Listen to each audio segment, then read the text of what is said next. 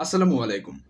সাহিত্য চর্চার ক্ষেত্রে ম্যাগাজিন অতি গুরুত্বপূর্ণ ভূমিকা পালন করে। একদম শুরুর দিকে যখন একজন রাইটার তার লেখাগুলো প্রকাশ করতে পারে এবং সেই প্রকাশ করতে, করতে প্রতিনিয়ত তো তার লেখা বিকশিত হয় এবং তার চিন্তাভাবনা, তার চিন্তাভাবনার নতুন, নতুন কিছু আইডিয়া আসে। যেই আইডিয়াগুলো পরবর্তীতে তার লেখায় ব্যবহার করে এবং লেখাটা আরো সমৃদ্ধ হয়। এই ভিডিওতে আমি চিন্তক ম্যাগাজিন নিয়ে কথা বলব।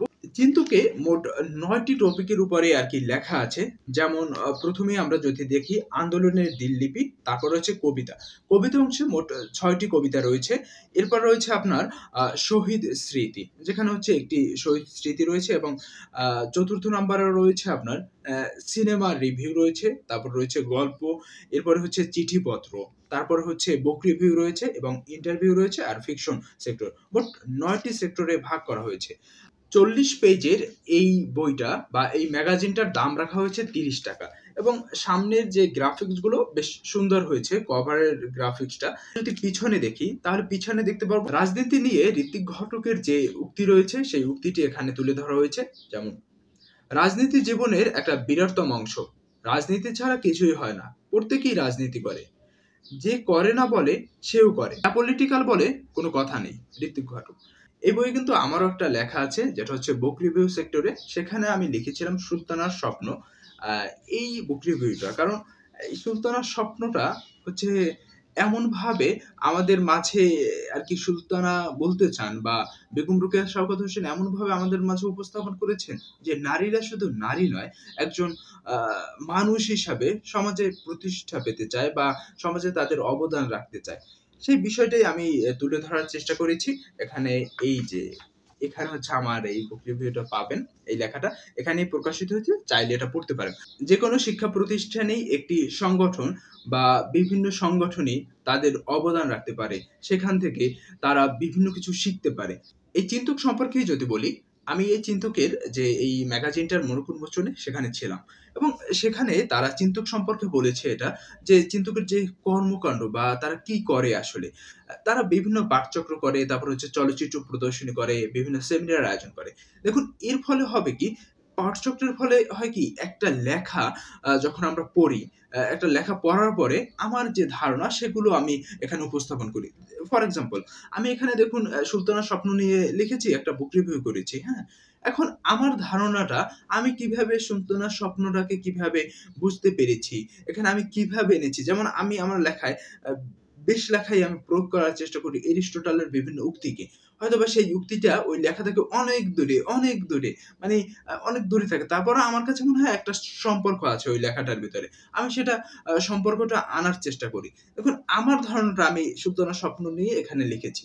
আপনি চাইলে এই 'সুলতানার স্বপ্ন' নিয়ে আপনার ধারণাটা সেটাও আপনার মতো হবে। প্রত্যেকটা ধারণা আলাদা হবে। একটা কবিতার লাইন আমি যেভাবে বুঝবো, আপনি সেভাবে বুঝবেন না। বা একজন রাইটার যেভাবে লেখে সেইটা সেভাবে আমি বুঝবো না। আমার বোঝার স্টাইল থাকবে ভিন্ন, আপনারটা ভিন্ন। দেখুন পাঠচক্রে যারা থাকবে তারা কিন্তু প্রত্যেকেই স্বতন্ত্র ধারণা রাখবে এবং স্বতন্ত্রভাবে ওই একটা বিষয়কে উপস্থাপন করার চেষ্টা করবে।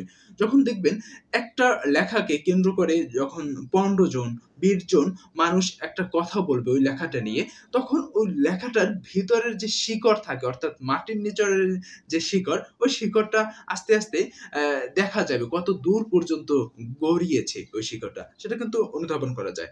আবার একই ক্ষেত্রে চলচ্চিত্র প্রদর্শনীর মাধ্যমে হবে কি?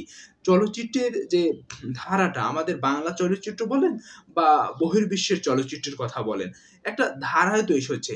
আজকে চলচ্চিত্র একটা সময় নির্বাক ছিল। তারপর হচ্ছে আপনার সেটাকে আস্তে, আস্তে আ চলচ্চিত্রে আপনার ভাষা সংযোজন হলো। তারপর চলচ্চিত্র সেখান থেকে আপনার বেরিয়ে রঙিন হলো। এখন অ্যানিমেশন হচ্ছে। আরো ফিচার ফিল্ম হচ্ছে। কত ভালো, ভালো যে কাজগুলো হচ্ছে এগুলোও কিন্তু উঠে আসছে। এরপরে সেমিনার কথা বলি। যেকোনো সেমিনারে যদি আপনি ২ ঘন্টা দেন বা ১ ঘন্টা দেন, ওই ১ ঘন্টা আপনার কাজে আসবে। যেমন কিছুদিন আগে আমি একটা সেমিনারে ছিলাম। সেখানে হচ্ছে তারেক মাসুদ সম্পর্কে বলা হয়েছে।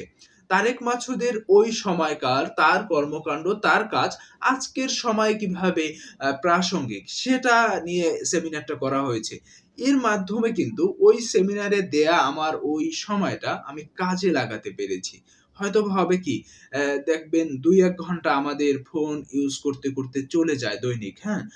কিন্তু ওই সময়টায় যদি আমরা কোনো একটা সেমিনারে যুক্ত হতে পারি, তাহলে কিন্তু ওই সেমিনারের যে অ্যা শিখনের বিষয়টা বা ওই সেমিনারের বক্তারা যারা বলবেন, তাদের কথাগুলো শুনে কিন্তু আমরা ওই সময়টাকে কাজে লাগাতে পারবো। চিন্তক নিয়ে আমার তেমন ধারণা নেই। আপনি যদি চিন্তক সম্পর্কে জানতে চান, তাহলে আমি যে তাদের পেজটি মেনশন দিয়ে রাখবো, সেখান থেকে আপনি ঘুরে আসতে পারেন বা তাদের সাথে আপনি যোগাযোগ করতে পারেন। আজকের ভিডিওটা এ পর্যন্তই। দেখা হবে অন্য ভিডিওতে অন্য কোনো সময়। সকলে বই পড়ুন এবং বইয়ের কথা বলুন। ধন্যবাদ।